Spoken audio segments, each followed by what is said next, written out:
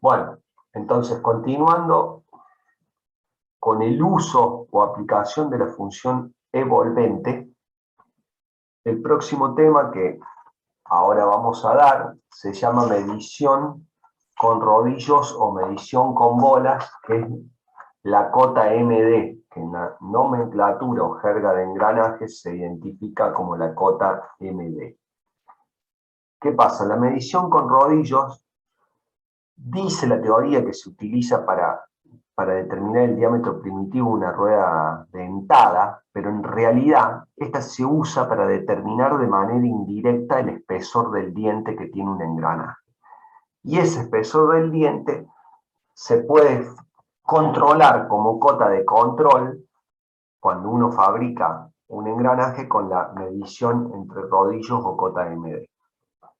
O como diseño de aplicación, si uno diseña un engranaje, se puede especificar esta cota para determinar el espesor del diente.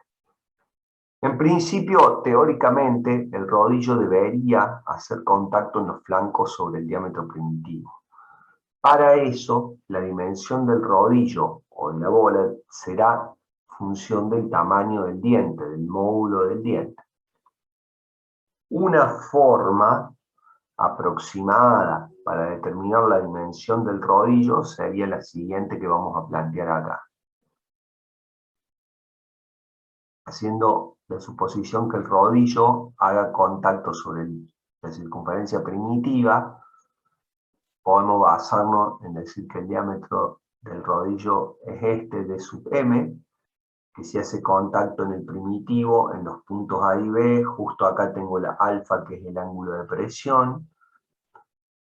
Yo tengo que el paso del engranaje va de A hasta C y que el espesor cordal del engranaje va de B hasta C.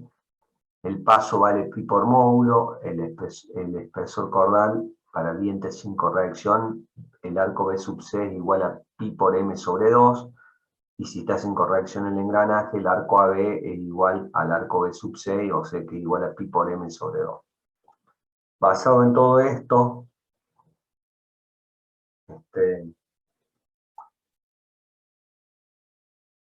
puedo plantear que el arco AB es igual a pi por m sobre 2, y suponiendo que este arco AB es igual al segmento que une al punto A y B, y usando el triángulo OAB, se puede plantear que el coseno del ángulo alfa es el adyacente, que es AB sobre 2 sobre la hipotenusa, que es de A hasta O.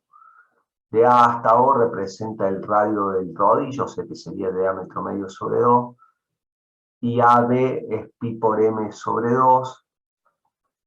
AB representa pi por m sobre 2, entonces el diámetro del rodillo sería aproximadamente pi por m sobre 2 coseno de alfa.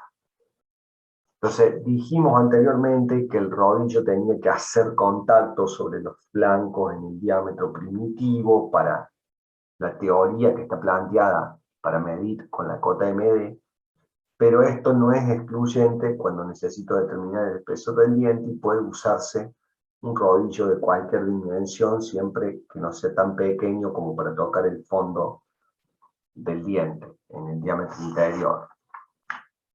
Bueno, dicho esto y aclarado una forma para determinar de una manera rápida el diámetro para que haga contacto en la zona del primitivo, pasamos a utilizar este gráfico para el desarrollo de este tema. Entonces, este gráfico, ¿cómo se va a construir? Con los datos de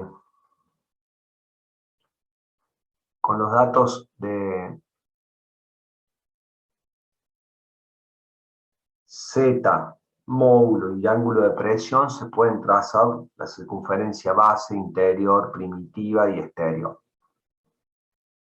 Se dibujan dos dientes consecutivos, haciendo que el centro del vano o vacío entre ellos coincida con el eje de simetría. Se posicionan de esta manera los dientes, con el centro del vacío en el eje de simetría.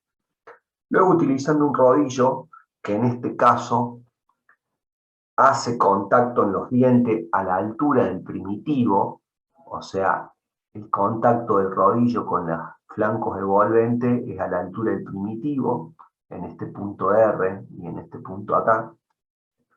Se supone que este rodillo debería tener una dimensión aproximada de lo que es pi por m sobre 2 coseno de alfa.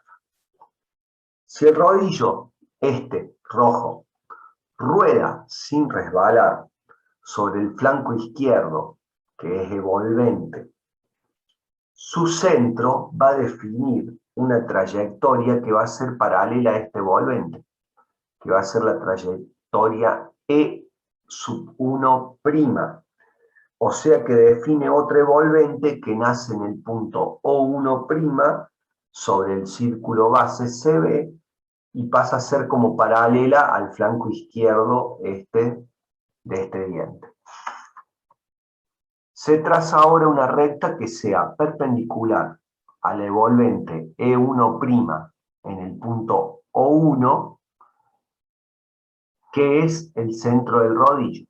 Esa recta, al ser perpendicular al evolvente no 1, va a venir sí o sí y va a pasar por R, que es el punto de contacto del rodillo con el perfil, y va a terminar siendo también perpendicular al perfil o flanco izquierdo en el punto R, que es el diámetro del primitivo. Y va a ser tangencia en la circunferencia base en el punto P. La recta OP define un ángulo alfa K con el eje de simetría O1. Entonces vamos a definir la siguiente recta. Recta 1, definida por OQ, que pasa por el centro del diente izquierdo. Recta 2, definida por O y R, que pasa por el punto de contacto del flanco del diente izquierdo y el rodillo, a la altura del primitivo. Recta 3, definida por O y S, que pasa por el inicio del evolvente del diente del flanco izquierdo sobre el diámetro base. Recta 4, definida por O y 1', que pasa por el inicio del evolvente E1 sub'. Recta 0, definida por O y O1, que pasa por el centro del rodillo. Entonces, se define el ángulo alfa, que sería el ángulo de presión, entre la recta 2, acá, y OP. Se define el ángulo alfa. Y se define la correspondiente invariancia de alfa, que va desde esta recta 2 hasta la recta 3, que es el punto S donde nace el evolvente.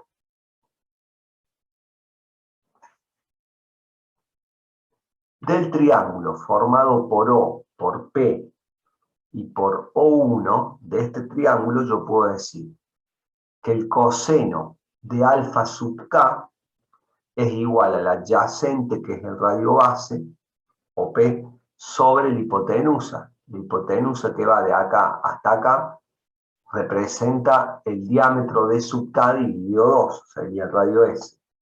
De ahí despejo y puedo decir que D sub K es igual a 2 veces radio base sobre coseno de alfa K y es igual al diámetro base sobre coseno de alfa K. ¿Qué pasa? Lo que nos faltaría conocer es el ángulo alfa K para calcular el diámetro de K. Para conocer el ángulo alfa K, vamos a encontrar la invariancia de alfa K y con invariancia vamos a determinar de manera indirecta el ángulo alfa K.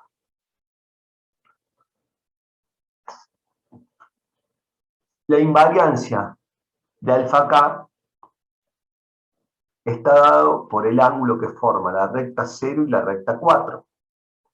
Ese ángulo que forma entre la recta 0 y 4 es la invariancia de alfa K y es igual al ángulo comprendido entre la recta 1 y la 2, más el ángulo comprendido entre la recta 2 y la recta 3, más el ángulo comprendido entre la recta 3 y la recta 4, menos el ángulo comprendido entre la recta 1 y la recta 0. Todo eso me da el ángulo este, que es la invariancia de alfa K. Esto lo expresé acá de esta manera, que es lo que les dije. Desarrollando cada ángulo, tratando de encontrarlo, voy a llegar a que el ángulo entre la recta 1 y 2, este ángulo va a ser este arco QR sobre el radio primitivo. El arco QR está representado por la mitad del espesor cordal, o sea que es pi por m sobre 4. RP es el diámetro primitivo sobre 2 igual a módulo por z sobre 2. Entonces, si hacemos pi por m sobre 4 dividido módulo por z sobre 2, me queda que el ángulo entre 1 y 2 queda representado por pi sobre 2z. Pi sobre 2z, y a su vez, como es S sobre 2 sobre RP, y es igual a pi sobre 2z, también es igual a S sobre el diámetro primitivo. Porque S sobre 2 por RP es igual a S sobre el diámetro primitivo. Acá yo elijo representarla al ángulo 1, 2 como S sobre el diámetro primitivo. El ángulo comprendido entre la 2 y la 3, entre esta 2 y 3, representa la invariancia de alfa. Conociendo alfa y el ángulo de presión, sacamos la invariancia de alfa. Y ya lo tenemos a ese valor. El ángulo entre 1 y 0 representa el arco que va de Q hasta T sobre RP. El arco que va de Q hasta T está representado por pi por m sobre 2, y RP es módulo por z sobre 2, reemplazando me queda todo que es igual a el ángulo entre 1 y 0, me queda igual a pi sobre z.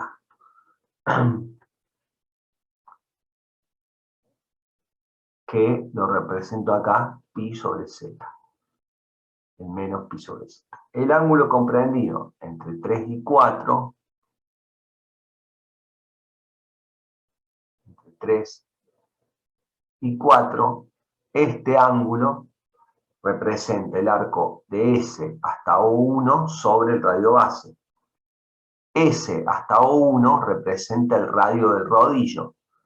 Entonces, el radio del rodillo, que es de m sobre 2, dividido el diámetro, el radio base, que es diámetro base sobre 2, queda representado entonces ese ángulo como el diámetro del rodillo sobre el diámetro base, que es el ángulo que represente acá, diámetro del rodillo sobre diámetro base. Entonces, haciendo toda esta suma y resta de ángulos, me queda representado de esta manera o de esta manera.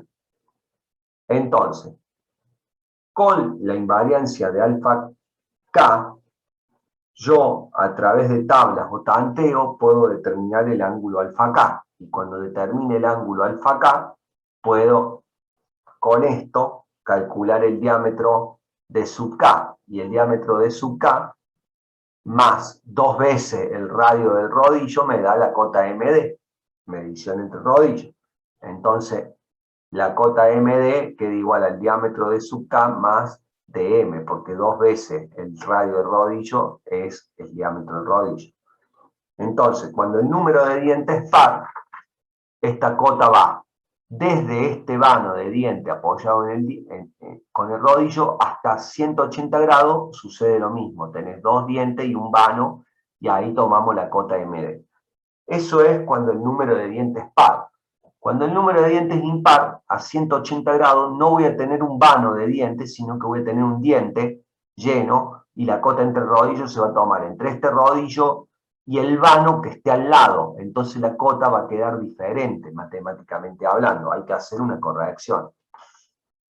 Para eso, planteamos que cuando el número de dientes es par, volvemos a explicar, la cota MD se toma desde acá hasta acá. Cuando el número de dientes es impar, la cota MD va desde acá hasta acá, porque acá de este lado yo tengo un lleno o un diente y de este lado tengo un vano, cuando el número de dientes es impar. Entonces aparece este ángulo beta, que ese ángulo beta sería 360 grados dividido 2 veces el número de dientes, representa el ángulo beta, o sea que es igual a 180 grados sobre z, o es igual a pi sobre z, ese ángulo beta. Y el ángulo beta sobre 2 es 90 grados sobre z o pi sobre 2z.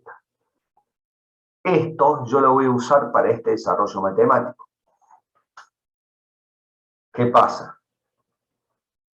Para el número de dientes impar, la cota MD va de acá hasta acá, pero para el número de diente impar, la cota MD va desde acá hasta acá, en la tangencia esta, que es MD'. Entonces lo que tengo que conocer es la distancia O1 o 2 para diente impar y agregarle 2 veces el radio del rodillo y determino la cota MD'. Entonces, ¿qué pasa? Planteando esto y los triángulos basados en beta y en beta sobre 2 y en O1, T, TO2 y O2, yo puedo armar un triángulo que vaya de O hasta T y de T hasta O1. Ahí yo tengo el beta sobre 2. Entonces yo puedo decir que coseno de beta sobre 2 es el adyacente, que es O1T, sobre O1O. Entonces, ¿qué pasa? De O1 hasta T representa la distancia de O1 hasta O2 dividida 2. Y de O1 hasta O representa, de O1 hasta O representa el diámetro de sub K dividido 2. Entonces, el coseno de beta sobre 2 me queda igual a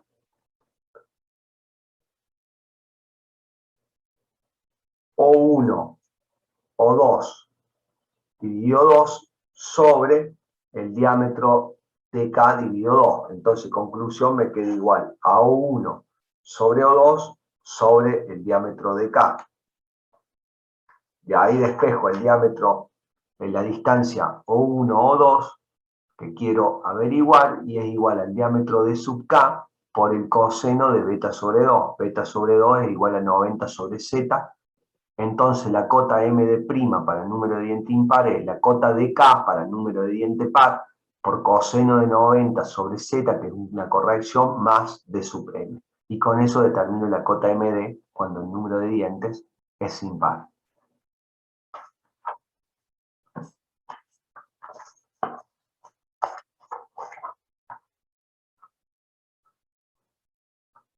Ahora bien, otra aplicación de la función evolvente sería la medición de la cota Will-Haber, que es el que la descubrió, en honor al que descubrió, que es Will-Haber, o cota WK. En la nomenclatura de engranaje se llama cota WK o el nombre correcto es la cota Will-Haber.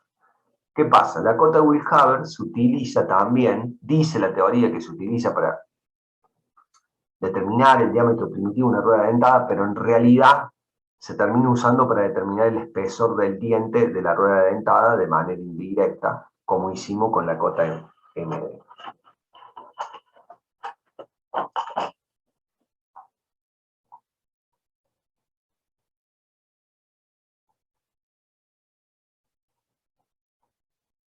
Entonces, esta es una cota de control que también es muy usada en la fabricación de engranajes.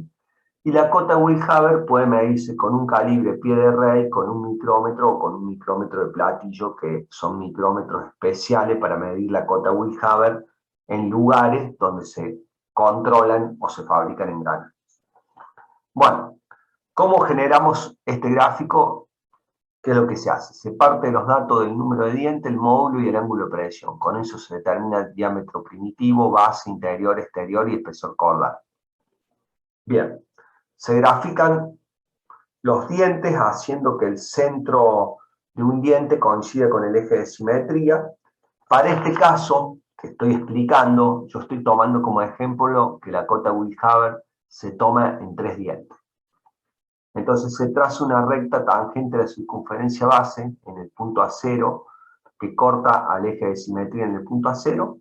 La cota Will-Haber es la medida de una recta tangente a la circunferencia base y se toma la medición sobre un número de dientes específico para cada valor del número de dientes y ángulo de presión de un engranaje.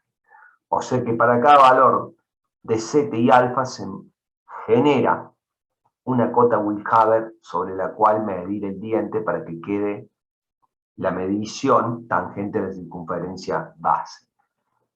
Yo acá lo que hago, este número de dientes deberá ser tal que la recta tangente de la circunferencia base quede perpendicular a las envolventes en los extremos en el punto de intersección con los mismos, que sería el punto 1 y el punto 1'.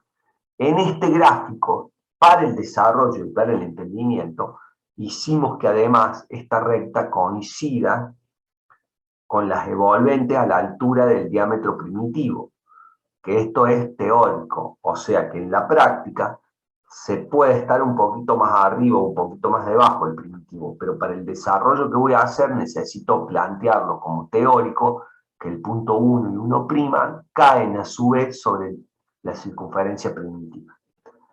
El subíndice K significa que la cota W se toma en K dientes. Acá, por ejemplo, K es igual a 3, porque lo estoy midiendo en 3 dientes. Entonces se extienden las envolventes desde los distintos circunferencia interior hasta la circunferencia base, se extienden todas las envolventes que tracen. Entonces así se marca el punto A, el punto B, que es el paso base de A hasta B, de B se marca B', que de B hasta B' representa el espesor cordal sobre el diámetro base y se marca de A' hasta B', que representa un paso base nuevamente. Entonces, del gráfico se va a observar que la distancia de A0 hasta 1 es igual a la distancia de A0 hasta 1'. Por propiedades de envolvente, esta distancia de A0 hasta 1 es igual al arco que va de A0 hasta A. Y la distancia que va de A0 hasta 1' es igual al arco que va, el segmento de A0 hasta 1' es igual al arco de A0 hasta A'. ¿Por qué? Por propiedad de envolvente. Quiere decir entonces que este segmento 1', es igual al arco A'. A su vez, la cota WK es igual al segmento 1', y es igual al arco A'. Y el arco A' está compuesto por un paso base de A hasta B, más un espesor cordal sobre el diámetro base, que es de B a B', más otro paso base que va de B' hasta A'. Entonces termina quedando que la cota WK es igual a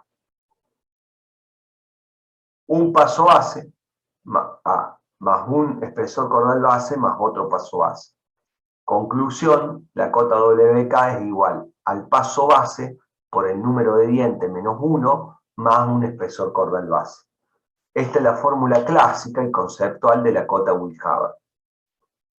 ¿Qué pasa? Como el paso base es igual a pi por módulo por coseno de alfa, el espesor cordal base es igual al diámetro base, factor de phi más invariancia de alfa. Desarrollando todo esto, phi es igual a pi sobre 2z, que ya lo habíamos sacado antes. Desarrollando todo esto en esta ecuación y trabajándolo matemáticamente, yo puedo expresar esta ecuación, que es la esencial de la cota W, la puedo expresar en función al módulo, al ángulo de presión, al número de dientes del engranaje, al número de dientes a medir en la cota Willhaber y a la invariancia del ángulo de presión alfa. Esta es la otra fórmula que tiene la aplicación como fórmula para determinar la cota Willhaber, y esta es la fórmula conceptual. Entonces con esto determinamos la cota Willhaber. Ahora bien, ¿qué cantidad de dientes tengo que abarcar cuando tengo que medir un engranaje? ¿Cuántos dientes elijo medir para medir la cota Willhaber de un engranaje? Bueno, para eso hay un desarrollo. ¿En qué se basa el desarrollo? En decir que el arco que va de 1, es decir,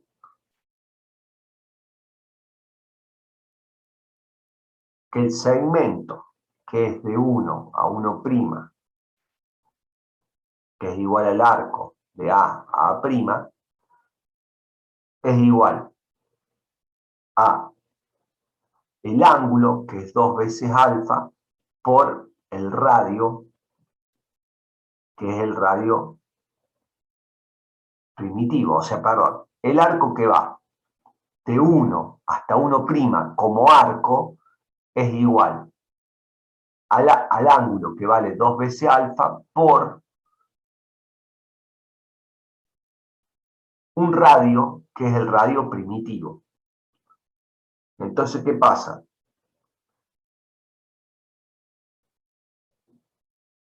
Esto, a su vez, es igual